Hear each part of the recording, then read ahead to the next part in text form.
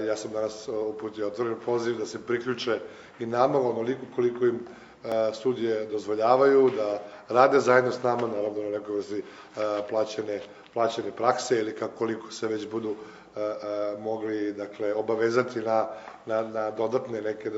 dodatno vreme za dodatne projekte, jer mislim su projekte kompatibilni, mi ovde razvijamo odeljenje ili centar, ajde da kažem, koji nazivamo Business Development Lab ili laboratorija za razvoj biznisa, novih poslovnih modela, pre svega neka vrsta povezivanja i postojećih organizacija na start-up sceni, kako ćemo te start-upe pretvoriti u prave, dobre proizvode, kako ćemo ih na kraju krajeva i zadržati ovde. Ono što želim takođe da naglasim jeste da smo mi prepoznati kao mala zemlja i da već imamo jednu jaku reputaciju, što predstavlja za nas obavezu da radimo više, da radimo bolje.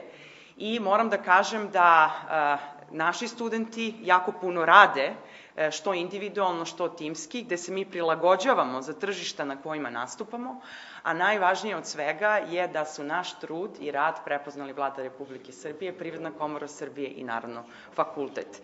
Ovo je buđenje za mlade ljude i kao što može uvijek da se kaže, motivacija jeste ključna, da se zna da postoje mogućnosti, da možemo da pariramo upravo našom energijom, našim znanjem. Smatram da je ovaj današnji dolazak ovde možda podsticaj svim mladim ljudima u Srbiji, da nije bitno dakle dolazite, da je bitno koliko radite i da budete predani svom poslu do kraja. I mislim da je možda ovo moment da pozovemo i sve mlade da se priključe svim organizacijama na fakultetima koji studiraju, pa i na Fakultetu organizacionih nauka, organizaciji Case Study Klub koju vodi profesor dr. Vesna Damjanović, i da zajedno pokušamo da stvorimo bolje okruženje za budućnost. Svi radi. Kada će prosječna plata se spojiti? Da pokažemo